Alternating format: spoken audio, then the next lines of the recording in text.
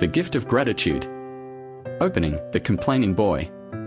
In the sunny town of Meadowbrook, where the days were warm and the fields were filled with wildflowers, lived a boy named Leo. Leo had many wonderful things in his life, a loving family, fun friends, and plenty of toys, but he often focused on what he didn't have.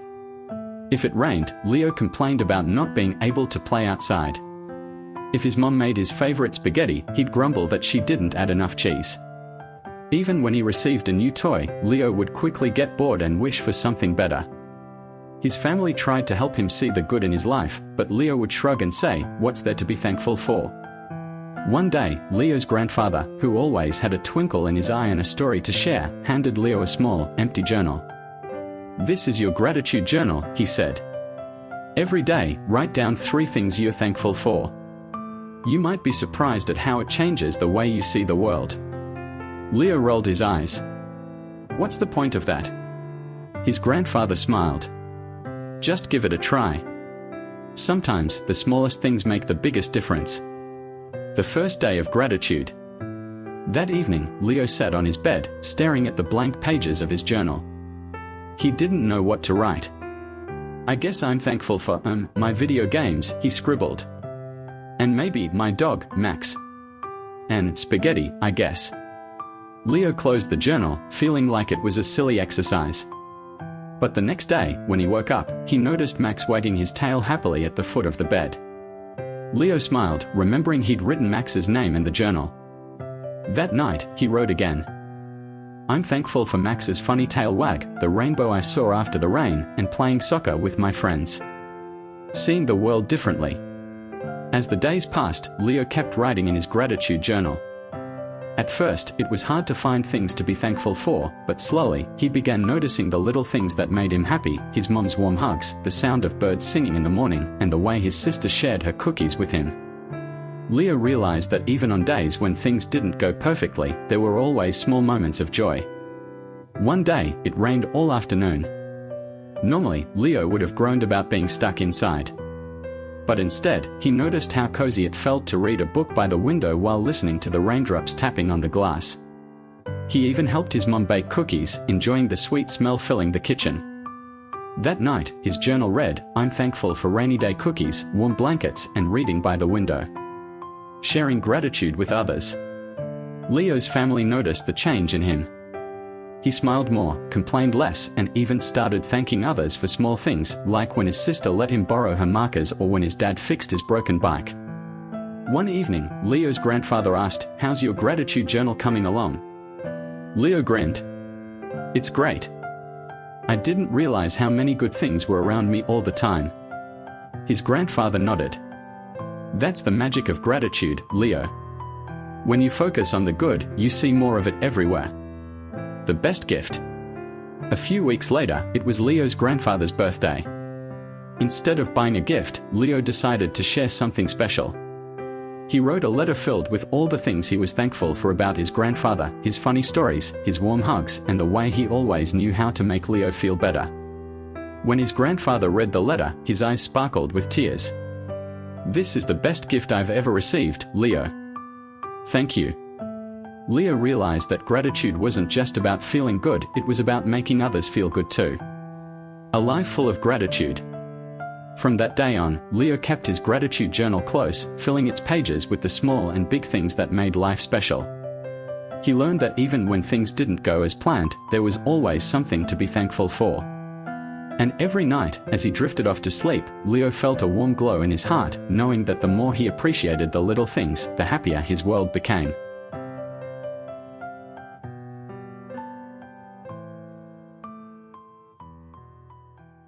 The Mystery of Starlight Forest.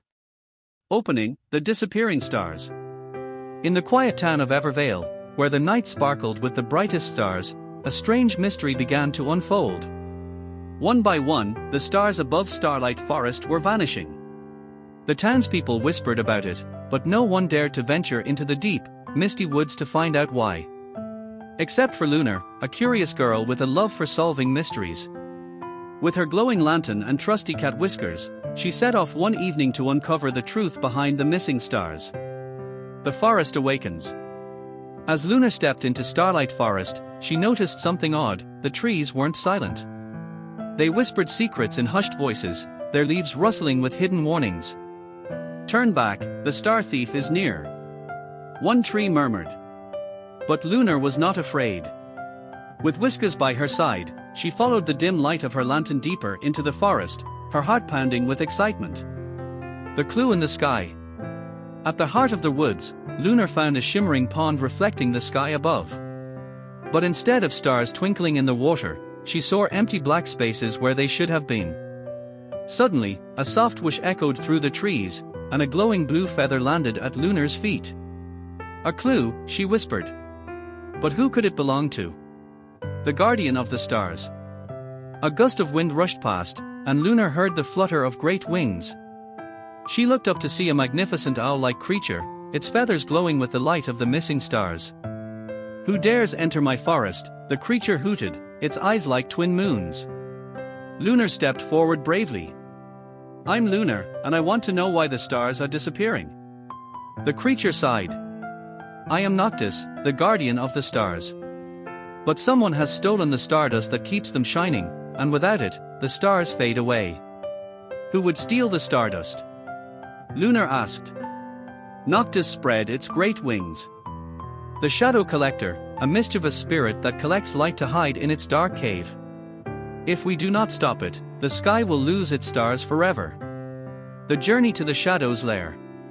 Determined to save the stars, Lunar followed Noctis through the night sky, soaring over glowing treetops. Soon, they reached a dark, swirling cave at the edge of the forest. Inside, the Shadow Collector sat atop a mountain of shimmering stardust, giggling as it stuffed handfuls into glass jars. "You can't take the stars," Lunar declared. The Shadow Collector grinned. "But the darkness is so lonely. I only wanted to keep the light for myself." Lunar thought for a moment. "If you keep all the light, the night will lose its beauty. But if you share it, you can make the world glow without losing it all." The Shadow Collector hesitated, then looked at the jars. "Share the stars." Noctis nodded. "Light is meant to shine for everyone." Slowly, the Shadow Collector opened the jars, releasing streams of golden dust that rushed back into the sky. One by one, the stars reappeared, twinkling brighter than ever. The return of the stars. As they flew back to Starlight Forest, Lunar watched in awe as the sky filled with light once more. Noctis, now glowing with pride, thanked Lunar for her bravery. "The stars shine because of you," Noctis said. "Whenever you look up, remember that even the smallest light can brighten the darkest night." As Lunar walked home with Whiskers, she smiled, knowing that she had solved the greatest mystery of all, the magic of sharing light with the world. And that night, for the first time in weeks, Evervale slept under a sky full of stars.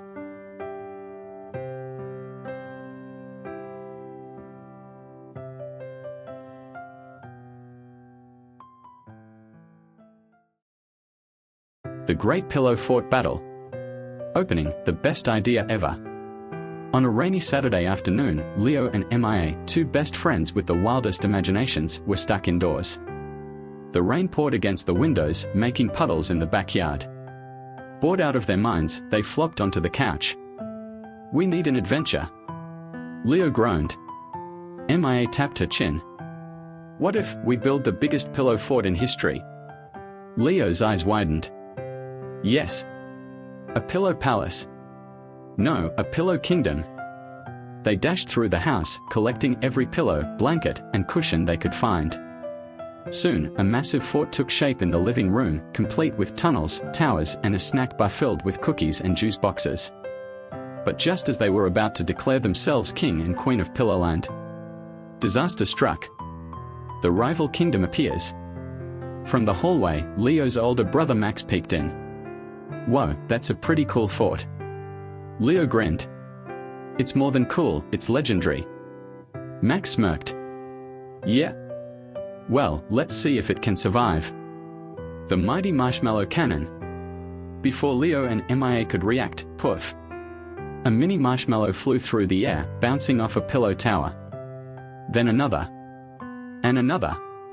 Attack. Max shouted as his best friend Jack rolled in with a laundry basket full of marshmallow ammo. MIA gasped. They declared war on Pillowland. We must defend our kingdom. Leo nodded. To battle. The Great Pillow Fort battle begins. Pillows flew through the air like fluffy comets. Marshmallows rained down like tiny, squishy meteors. MIA ducked behind a couch cushion. We need a counterattack. Leo grabbed a rubber band launcher and turned it into a marshmallow slingshot. Fire in the hole. He launched a marshmallow missile straight at Jack, who yelped and fell backward into a pile of blankets. MIA built a super shield using a bedsheet and 2 couch cushions. I'll block. You attack. But Max had a secret weapon.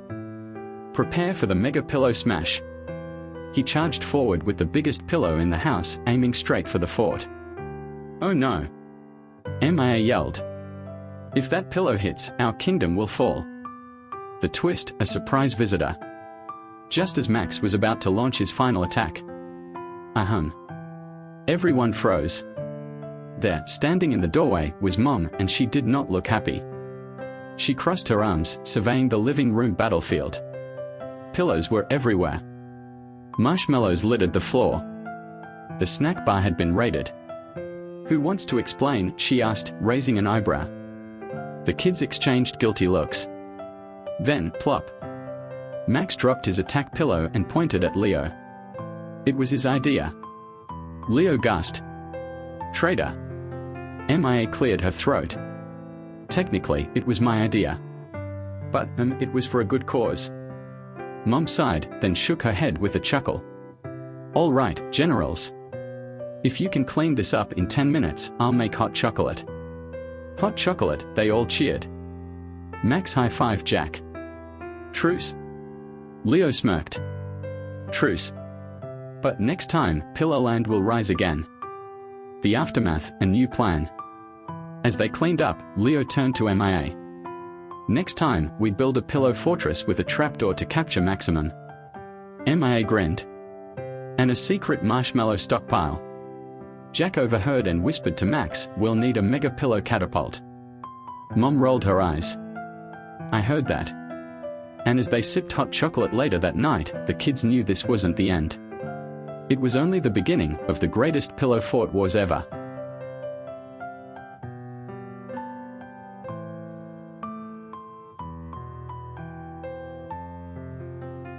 The Dreaming River. Opening, the Whispering Waters. In a quiet little village, where the night air smelled of lavender and the stars twinkled like fireflies, there was a magical river known as the Dreaming River. It was said that whoever listened to its gentle whispers would drift into the most wonderful dreams. Every night, as the moon rose high in the sky, the river would hum a soft, soothing melody. The sound of the water flowing over smooth pebbles was like a lullaby, and the villagers would sleep peacefully, their dreams filled with floating lanterns, friendly fireflies, and shimmering stardust. But one little boy, Elliot, had trouble falling asleep. No matter how hard he tried, his thoughts would keep him awake. One evening, his grandmother smiled and said, Come, Elliot.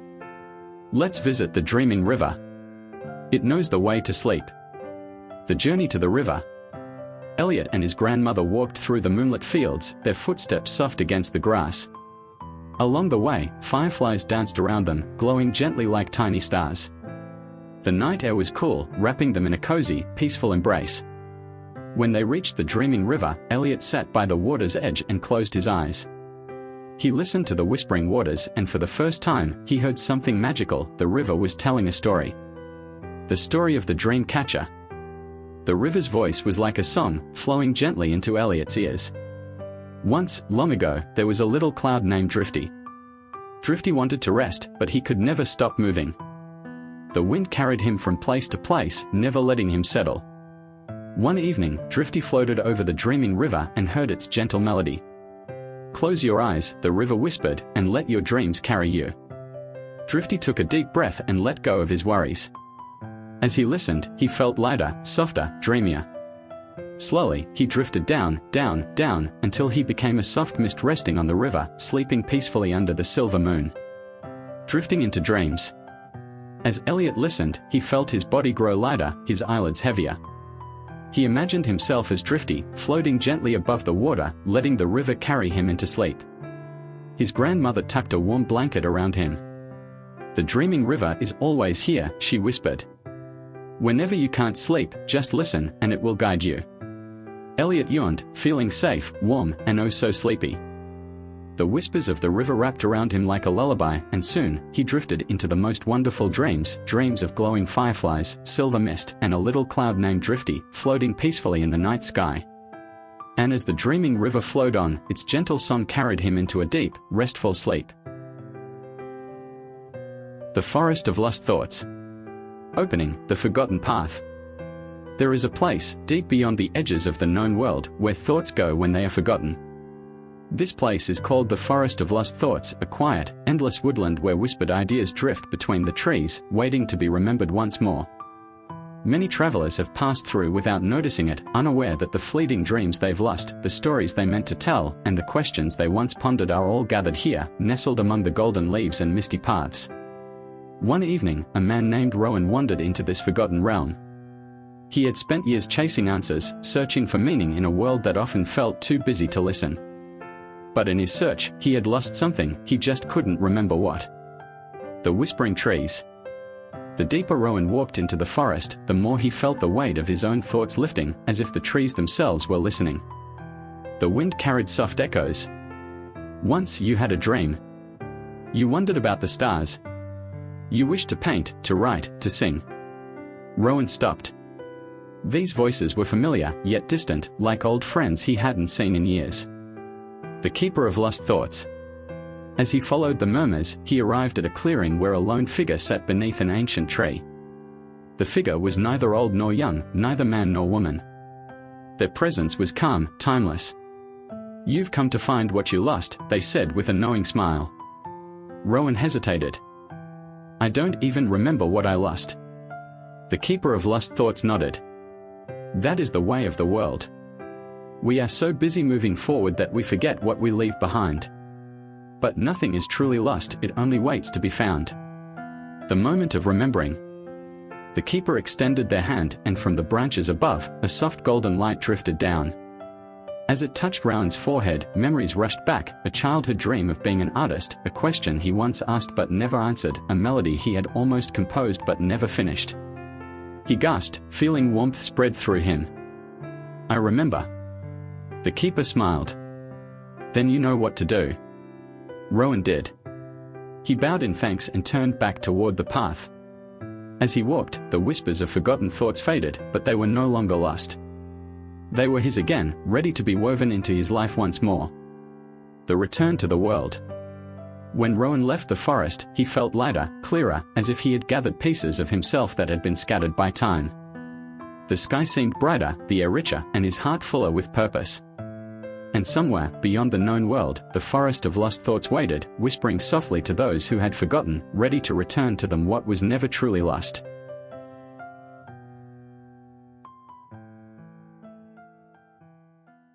The Wind and the Wanderer. Opening, a whisper on the breeze. In a land where the hills rolled like waves and the sky stretched endlessly, there was a traveler named Rowan. He had walked many roads, seen many places, but never stayed anywhere for too long. He had no home, no map, only the wind to guide him. Each night, as the world settled into sleep, Rowan would listen to the whispers of the wind. Sometimes it carried the scent of faraway oceans, other times, the laughter of unseen voices. But tonight, as he rested under a twisting oak tree, the wind spoke words he had never heard before. "Go where the stars touch the earth," it murmured. "The journey begins." Intrigued, Rowan followed the wind's call. He walked through golden meadows that swayed like waves, across rivers that sparkled like liquid silver, and into forests where the trees hummed lullabies. He met people along the way, a kind baker who shared warm bread, a musician who played melodies older than time, a painter who captured the sky on canvas. Each gifted him something small, a token, a story, a lesson. But still, he wondered, where do the stars touch the earth? The hidden valley.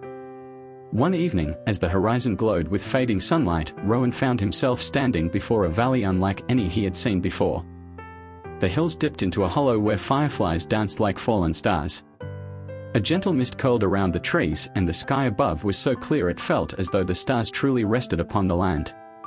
Rowan took a breath. The wind had led him home. The answer in the wind. As he settled into the valley, he realized something. He had been searching not for a place, but for a feeling. The laughter of the musician, the kindness of the baker, the stories of the painter, all had been pieces of home scattered across the world. And now, as the wind rustled through the valley, he smiled. He understood. Home was never just one place, it was wherever the wind carried him. And so, he laid beneath the stars, listening to the breeze, finally at peace.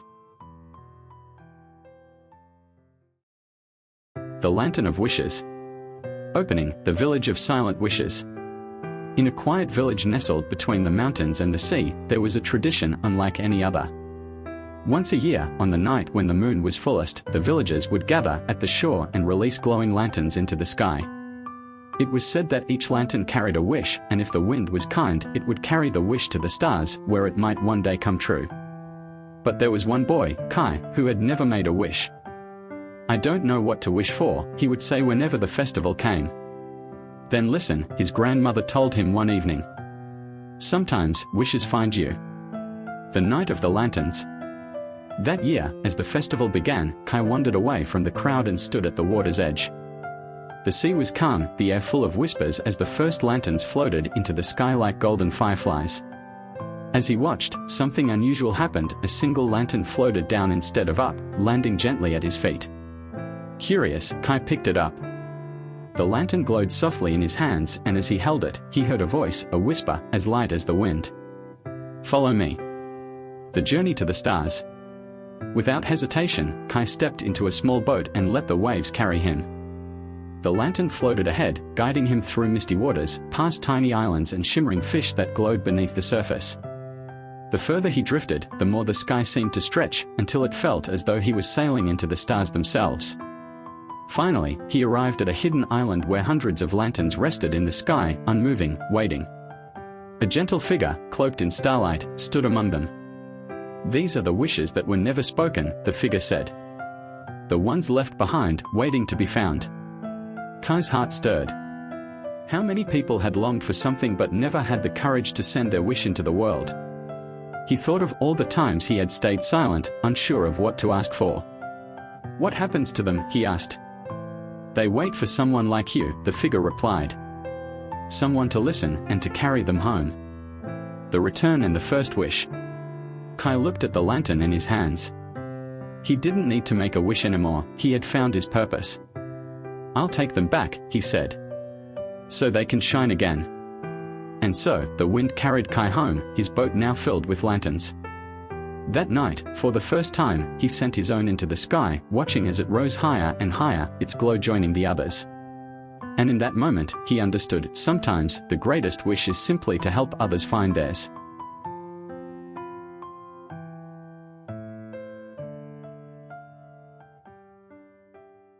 The Library of Midnight. Opening, a door that only opens at midnight. In a quiet town where the night stretched long and the stars whispered secrets, there was a peculiar place known only to those who listened, the Library of Midnight. No one knew exactly where it was. It was said that the library did not have a fixed location but appeared only to those who truly needed it. And its doors, well, they only opened at the stroke of midnight. One such night, Alara, a girl who loved stories more than anything, found herself wandering the quiet streets, unable to sleep. As the town clock began to chime 12, a cool breeze brushed past her, carrying the scent of old paper and candlelight. When she turned the corner, she saw it, a grand door standing alone, framed by swirling mist. With a deep breath, she reached for the handle and stepped inside. A library like no other. The moment Alara entered, she was met with a breathtaking sight, towering bookshelves that stretched beyond the clouds, staircases that curled like vines, and floating lanterns that danced through the air. The scent of ink and parchment filled the air, and the soft sound of pages turning whispered from every direction. An old librarian, with eyes that twinkled like stars, looked up from behind a massive wooden desk. "Welcome, traveler," he said. "Every book here holds a story that was once lost, waiting to be read again." Alara's eyes widened. "Lost stories?" The librarian nodded. Unfinished dreams, forgotten ideas, tales left untold, they all find their way here. But only those who truly seek them can enter. The books that remember. Alara wandered through the aisles, running her fingers along the spines of books that hummed softly beneath her touch. Each one had a title she had never seen before, yet somehow, they felt familiar. She picked up a small, dusty book and opened it. The moment she did, the words lifted from the pages like mist, forming moving images in the air, a boy sailing across the stars, a city hidden beneath the ocean, a door that led to an endless sky. Alara gasped. She had imagined stories like these before, but they had slipped away from her thoughts. This was her own forgotten story. The librarian smiled. This is why the Library of Midnight exists, to remind you of the tales you once held in your heart. The choice. As the night wore on, Alara read story after story, watching each forgotten tale come to life. But as the clock neared dawn, the librarian spoke once more. The library must disappear with the sunrise. You may take one book with you, but only one. Choose wisely. Alara looked around at the endless shelves, her heart torn. But she knew. She picked up the small book she had found first, the story of her own forgotten imagination. The return to morning. As she stepped outside, the library faded into mist, vanishing just as the first light of dawn touched the town. But the book in her hands remained. From that day forward, Alara never let another story slip away. She wrote them down, filling pages with wonders, dreams, and adventures. And sometimes, on quiet nights, she would listen to the wind, hoping to hear the whisper of turning pages once more. Because she knew, somewhere, beyond the reach of time, the Library of Midnight still waited for those who needed to remember. The Whispering Sea. Opening, the Shore of Secrets. There was a place where the waves told stories. On the quiet coast of Azure Bay, where the sky melted into the sea, the ocean carried whispers on the wind. The villagers often spoke of how, if one listened closely, they could hear the sea murmuring secrets of forgotten dreams and distant adventures.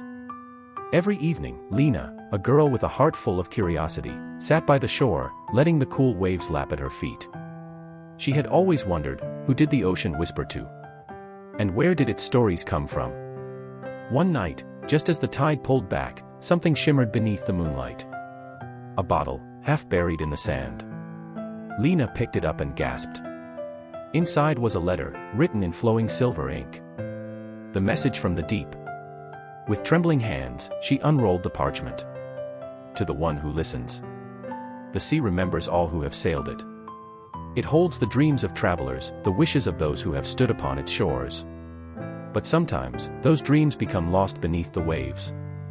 If you wish to hear them, follow the tide at midnight, and the ocean will show you its stories. Lena's heart raced. Could it be true? Was the sea really full of forgotten dreams? That night, as the moon hung high, she followed the tide, stepping barefoot into the cool waters. The sea shimmered, glowing softly as though waking from a long slumber. And then, the waves began to speak. The dreams beneath the waves. Lena closed her eyes, and suddenly, she was drifting, not in water, but in memories. She saw a young sailor, long ago, setting off on a voyage to find a land where the stars touched the ocean. She saw an old woman who once stood on the shore, whispering a wish for someone she had lost. She saw a child, much like herself, who had once dreamed of exploring the world but had never found the courage to go. Each wave carried a different dream, a different longing, gently lapping at the shore, waiting to be heard. The keeper of the ocean's secrets. As Lena listened, the sea stirred, and from the mist of the waves, a figure emerged, a being woven from water and starlight. Their voice was as deep as the tide, as soft as the foam. You are one who listens, the being said. Few take the time to hear the whispers of the world. Lena hesitated. Why do the dreams stay here? Why don't they return to the ones who lost them? The figure's eyes shimmered like the deep sea. Because many forget their own dreams. They let them slip away, lost in time. But sometimes, someone like you comes along, someone who listens. The choice to remember. Lena looked at the endless horizon. So many stories, waiting to be remembered. She turned back to the figure. Can I return them? A smile flickered across their face. Only if you carry them in your heart. Lena nodded, and as the tide began to recede, she felt the dream settle within her, like tiny pearls in the deepest part of the ocean. When she awoke the next morning, the bottle was gone, but the whispers of the sea remained.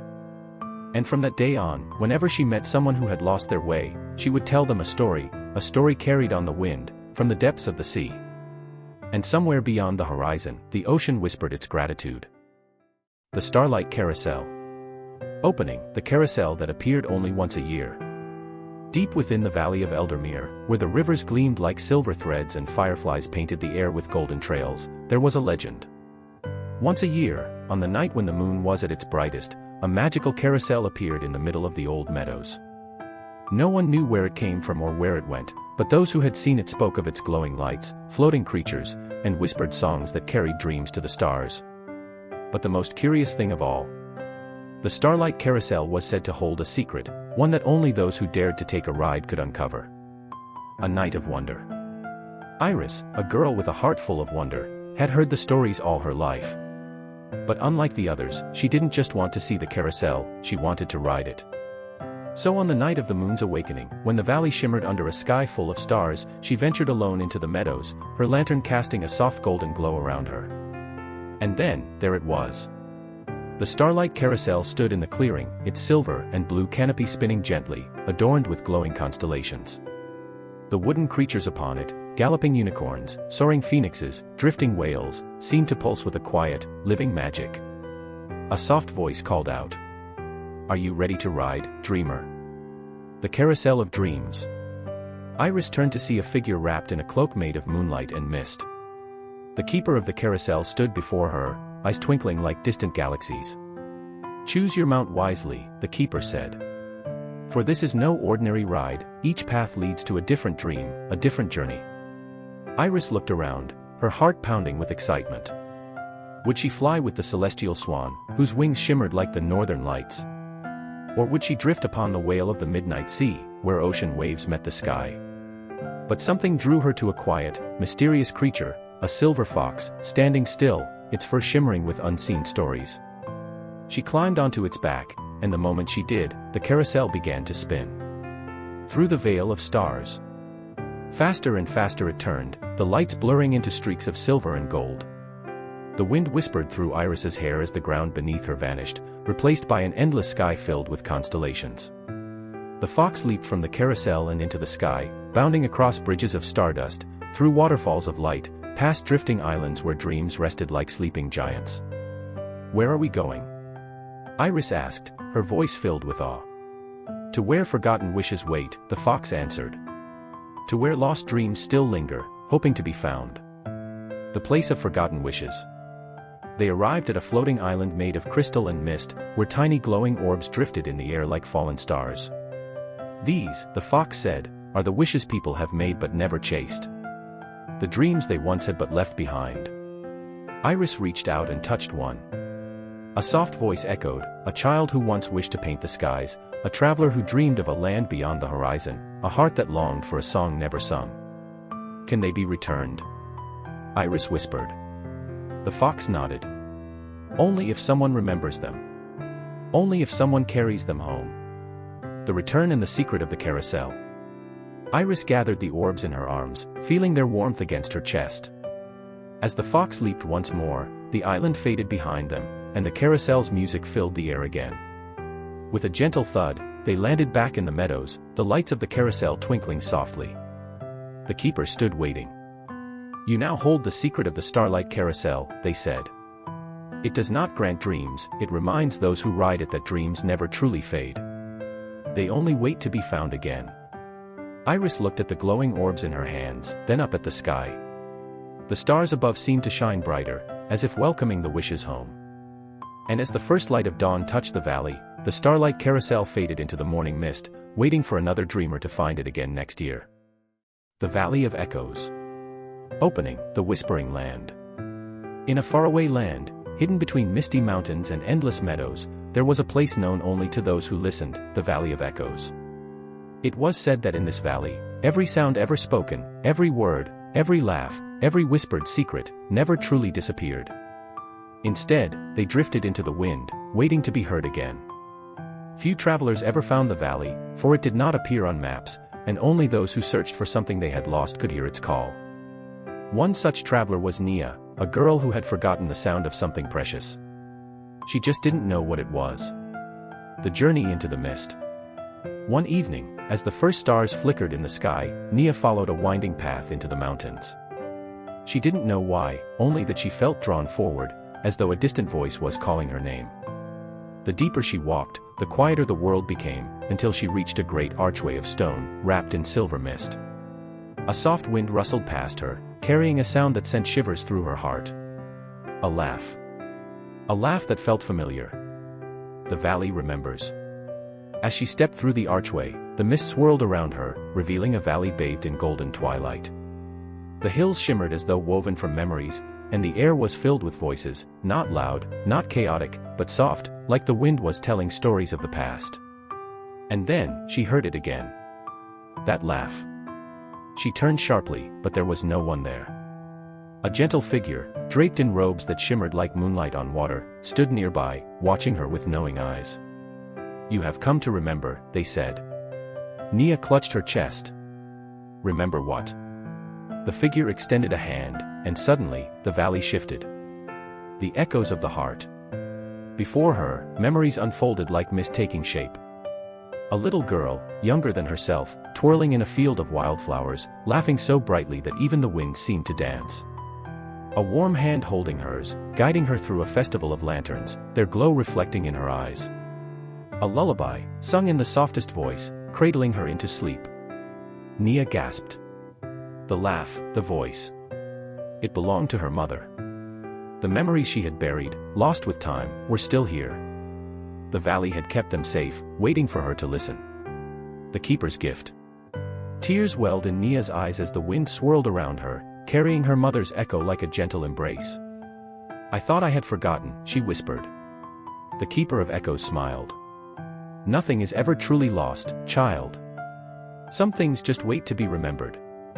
Nia closed her eyes, breathing in the sounds of her past. And for the first time in a long time, she did not feel alone. As she stepped back through the archway, the valley faded into mist once more. But now, she carried its whispers in her heart, the echoes of laughter, of warmth, of love that would never truly fade. And somewhere, beyond the mountains, the Valley of Echoes waited for the next traveler in search of a forgotten sound. The House Between Time. Opening, the door that appeared at dusk. There was a house that only appeared when the sun dipped below the horizon, where the sky melted from gold to indigo. It did not stand in one place, nor did it belong to any town. Some said it drifted like a leaf on the wind, settling only where it was needed. Those who found it never knew why they had come, only that they felt drawn to it, as though an unseen thread had tugged them forward. One evening, Elias, a traveler without a destination, saw the house standing alone on a quiet hill. Its windows glowed with soft candlelight, and the wooden door, painted deep blue, was slightly ajar, as if waiting. Curiosity pulled him inside. The room of forgotten days. The moment Elias stepped through the threshold, the air changed.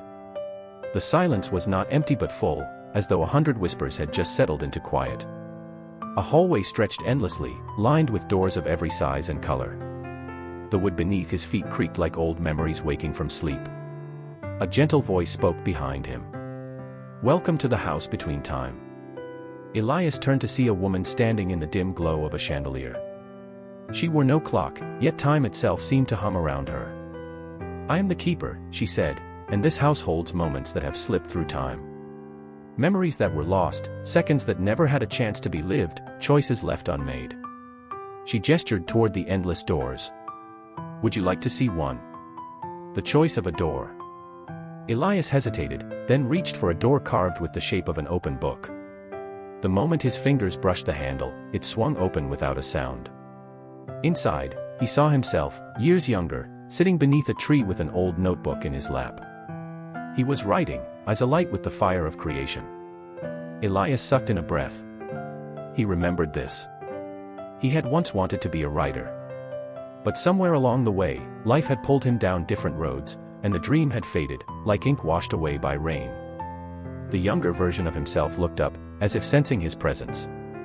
"Will you finish the story?" he asked. Elias stepped back, heart pounding.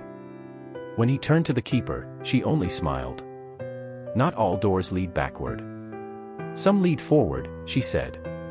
Some remind you of who you were, so you can decide who you wish to be. The final door. Elias walked deeper into the house, passing doors that flickered with different moments, paths he had never taken, choices he had once feared, dreams he had set aside. Finally, he reached a door with no markings at all. Unlike the others, it did not show the past. "What is this one?" he asked. The keeper's eyes twinkled. "The unwritten tomorrow." Elias hesitated, then placed his hand on the handle. The door swung open to nothing but a bright, endless sky. "This is where you step forward," the keeper said. "Not into what was, or what could have been, but into what still can be." The return to time. As dawn's first light touched the horizon, the house between time faded from the hill. But Elias no longer wandered without a destination. In his hands, he carried a new notebook, pages waiting to be filled. And somewhere, in a place just beyond the reach of the ticking clock, the house between time waited for the next traveler seeking their lost moments. The Garden of Forgotten Dreams. Opening, the hidden path.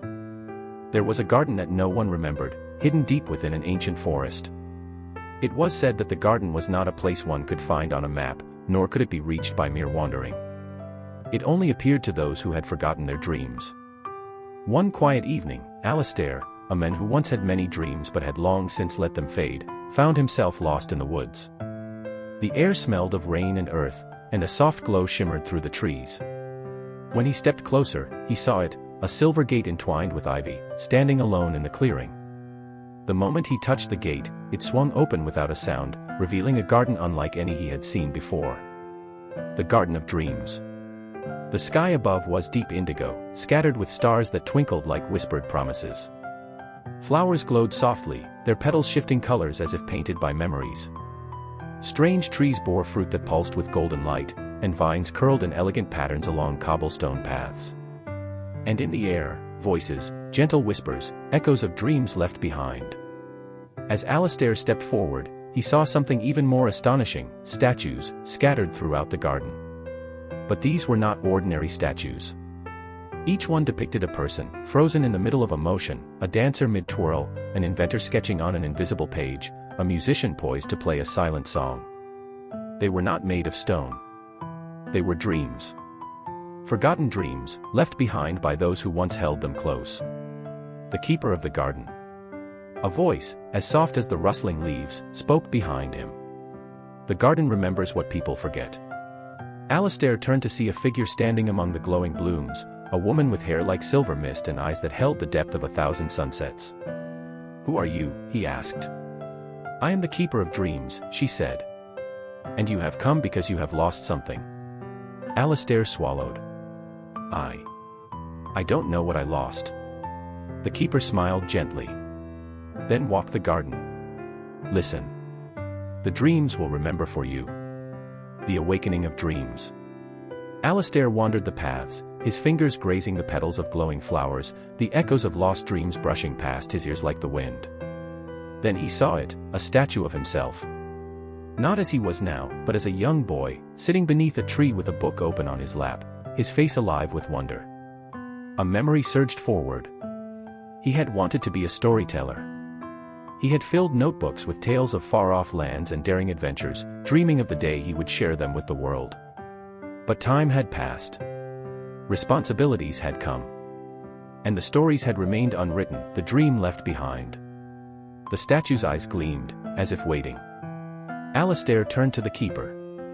"Can I take it back?" She nodded. Dreams do not fade. They only sleep, waiting to be remembered. With a deep breath, he placed his hands on the statue. The moment he did, warmth surged through him. The stone cracked, then crumbled, and in its place, his younger self smiled before dissolving into golden light. The light rushed into Alastair's chest, filling the space where his dream had once lived. The return to the world. As the garden shimmered around him, the keeper spoke once more. "Go, and do not forget again." The gate swung open, and with one last glance at the glowing statue still waiting in the garden, Alastair stepped through. When he turned back, the gate was gone. The trees whispered, the stars flickered, and the world felt different. In his pocket, he found a single golden seed, pulsing with warmth. And that night, for the first time in years, he picked up a pen and began to write. Because some dreams are never truly lost, they only wait for us to return to them. The Lighthouse of Wandering Souls. Opening, the light that calls. Far beyond the cliffs where the sea met the sky, there stood an ancient lighthouse, its beacon glowing with an eerie, yet comforting light. The villagers never spoke of it, for they believed it was not meant for ordinary travelers. It was said that the Lighthouse of Wandering Souls only shone for those who were lost, not in direction, but in purpose. One stormy evening, Silas, a sailor without a home, saw its light for the first time. The journey to the lighthouse. Silas had spent years drifting from place to place, searching for something he could never quite name. The sea had been his home, but his heart remained restless. When the storm broke that night, and the sky cracked open with silver lightning, he saw the lighthouse standing on an island that had never been there before. Something inside him stirred. Guided by the beacon, he steered his small boat toward the shore. The waves, which moments ago had raged, seemed to part just enough to let him pass. The moment he stepped onto the island, the wind grew silent.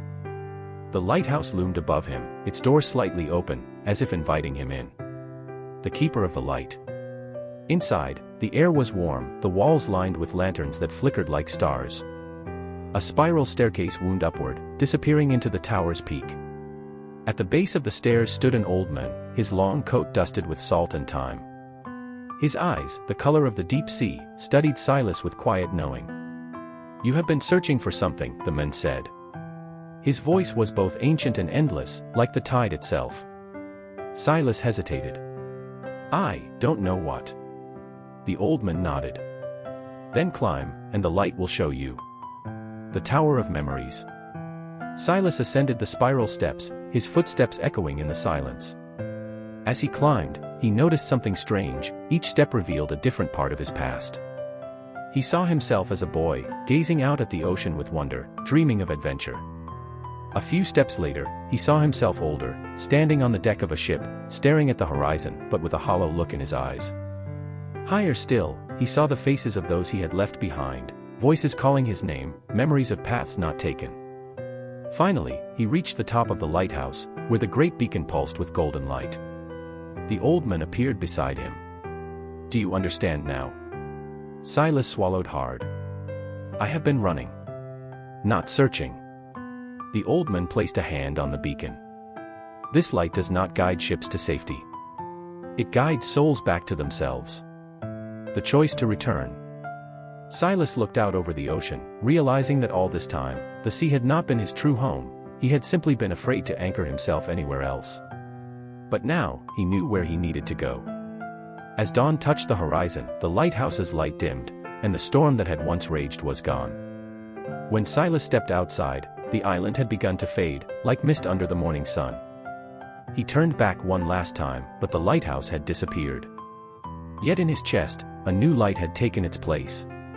And for the first time in years, Silas knew where he was meant to be. The Train of Forgotten Destinations. Opening, the station that appeared at midnight. Somewhere beyond the reach of ordinary maps, hidden between the ticking seconds of a clock, there was a train that only appeared to those who had lost their way. They called it the Train of Forgotten Destinations. No one knew where it came from, nor where it would go. Some said it carried passengers to the dreams they had once abandoned. Others believed it traveled to the places that existed only in memories. One misty evening, Lena, a girl who had long stopped chasing dreams, stumbled upon an empty train station where no station should have been. The sign above read, "Midnight Junction." The moment the clock struck 12, the ground rumbled, and through the thick fog, the train arrived. The doors slid open with a whisper. A voice called out, "All aboard for Forgotten Destinations. The passengers of the lost." Lena hesitated but stepped inside. The train was unlike any she had ever seen. Velvet seats stretched down endless corridors, golden chandeliers floated without chains, and soft music played from nowhere. The windows did not show the outside world, but instead, shifting landscapes of places that felt strangely familiar. Lena walked past the passengers. Some sat in quiet contemplation, some smiled as though remembering something long lost, and others whispered to the window, as if speaking to someone unseen. An old conductor, dressed in a uniform woven from stardust and time, tipped his hat at her. "Where to?" he asked. Lena frowned. "I don't know." The conductor nodded knowingly. "Then the train will choose for you." The journey through forgotten paths. As the train began to move, the windows flickered, and Lena saw pieces of her own past unfold.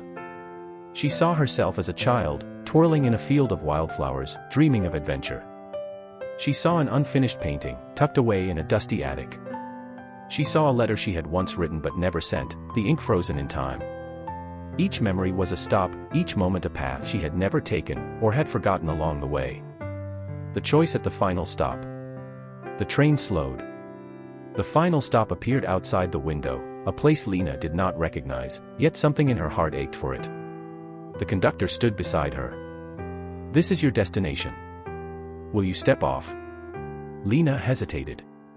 "What if I don't know what's waiting for me?" The conductor smiled. "Then you have something to discover."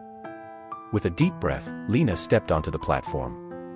And as she did, the train vanished into mist, leaving her standing in a place she had once dreamed of but never dared to reach. The train moves on. Some say the train of forgotten destinations never stops for the same person twice. But those who have ridden it wake with something new, a map not of places, but of choices yet to be made. And somewhere, beyond the ticking seconds of time, the train waits for the next traveler who has forgotten where they are meant to go. The Dreamweaver's Market. Opening, the market that only appears in dreams. Somewhere beyond the waking world, hidden between the stars and the quiet hush of midnight, there was a market that only appeared in dreams. It was called the Dreamweaver's Market. No one could find it on purpose, and no two visitors ever arrived the same way. Some wandered in through winding alleyways made of moonlight, while others stepped through doors that did not exist in the waking world. But all who entered found themselves in a place of wonder, a marketplace where dreams were bought, sold, and woven into reality. One night, Emery, a boy who had long stopped dreaming, found himself standing before its gates. The market of possibilities. The moment Emery stepped through, the world shimmered. The market stretched endlessly, filled with floating stalls, glowing lanterns, and winding pathways woven from silver threads. Merchants sold bottled stardust, jars of laughter, and maps to places that had never been discovered. At one stall, a woman with eyes like constellations stitched dreams into fine silk, each thread humming with a forgotten wish. At another, an old man sold keys to doors that no longer existed, each one unlocking a different lost memory. "You have come to find something," a voice said behind him. Emery turned to see a figure wrapped in a cloak made of woven twilight, the Dreamweaver. "The price of a dream." "I don't know what I'm looking for," Emery admitted. The Dreamweaver smiled. "Then perhaps you need to remember." He gestured toward a stall where glowing orbs of light floated in glass bowls, each one flickering like a heartbeat. "These are the dreams people have forgotten. Take one, and you may see what you have lost." Emery reached out, his fingers grazing a small, flickering orb. The moment he touched it, the world around him blurred. He saw himself as a child, painting stories in the air with his fingers, his imagination boundless and free. He remembered the worlds he had once created, the adventures he had dreamed of, but somewhere along the way, he had let them go. The vision faded, and he found himself back in the market, his heart pounding. "Dreams do not disappear," the Dreamweaver said softly.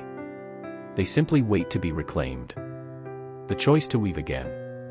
Emery looked around at the market one last time, the endless possibilities, the forgotten hopes waiting to be found. "Can I take this with me?" he asked, holding the small orb. The Dreamweaver nodded. Dreams are meant to be carried home. As dawn approached, the market began to dissolve into mist, its lanterns dimming one by one. Emery felt himself being pulled away, the world shifting. When he woke, the market was gone.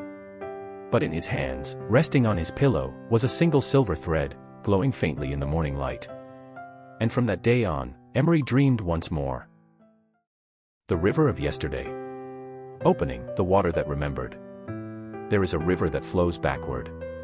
No one knows where it begins, and no map can chart its course. The river of yesterday does not belong to the world of today, nor does it carry the burdens of tomorrow. Instead, it moves through the echoes of the past, collecting forgotten moments in its gentle current. Some say the river only reveals itself to those who need it most, to those who have lost something, or someone, or a part of themselves along the way. One evening, as the sun melted into the horizon, Caleb stood at the edge of a quiet lake, staring at his own reflection. He had come here without knowing why, only that something deep inside him felt empty. The wind whispered through the trees, and as he took a step forward, the lake was gone. And in its place, a river stretched endlessly before him, its waters glowing with fragments of light, flickering like memories just out of reach. The keeper of the current. Caleb hesitated before stepping closer. The water was not like any he had seen before, it rippled with images, shifting like pages of a book turning in the wind. A quiet voice interrupted his thoughts.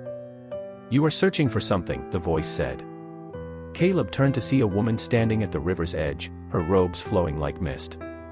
Her eyes held the weight of centuries, but her smile was kind. "Who are you?" he asked. "I am the keeper of the current," she said. "And this is the river of yesterday. It remembers what people forget." Caleb swallowed. "Can it show me something I've lost?" The keeper nodded. "Step into the water, and let it guide you. The journey through yesterday." Hesitantly, Caleb placed one foot into the river. The moment he did, a rush of warmth filled him, not cold, not wet, but something else entirely. The world shifted. Suddenly, he was no longer at the river's edge. Instead, he stood in a memory. A summer afternoon, golden light streaming through the windows of his childhood home. He saw himself as a boy, laughing with his father over a half-finished model ship. He had forgotten this day.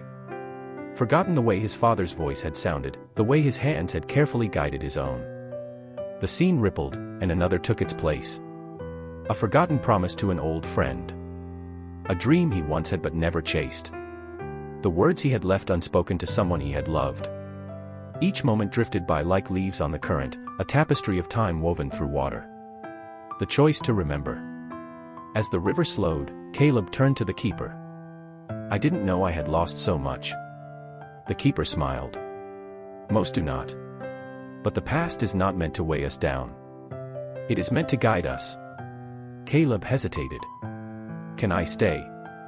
Just for a little longer?" The keeper shook her head. "No one can stay in yesterday. But you can carry it with you, if you choose to remember." The river began to fade, the water turning to mist around him. The echoes of the past whispered their final goodbyes. And as Caleb opened his eyes, he was standing once more at the edge of the lake. But something was different. The emptiness inside him had lessened, replaced by something warm. The past was no longer lost to him. It lived within him, not as something to hold on to, but as something to guide him forward. And somewhere, beyond the reach of time, the river of yesterday continued to flow, waiting for the next traveler searching for what they had forgotten. The Starry Bookshop. Opening, a bookshop that only opens at dusk. In a quiet part of town, where the streets were paved with old cobblestones and the lanterns flickered like sleepy fireflies, there was a bookshop unlike any other.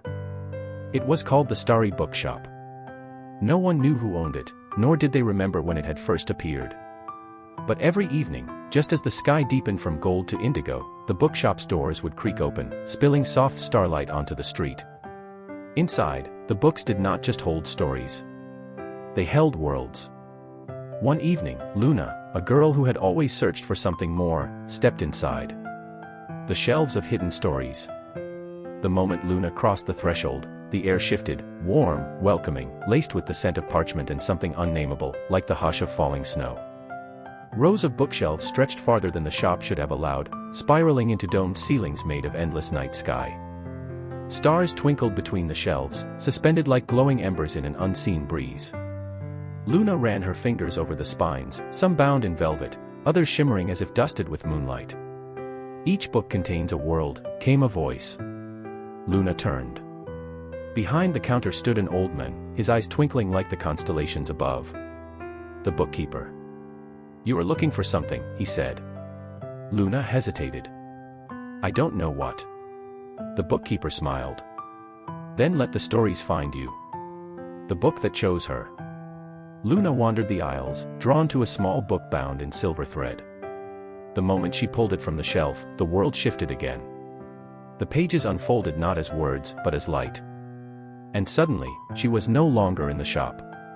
A journey through stories. She stood on the deck of a ship that sailed through the sky, its sails woven from stardust.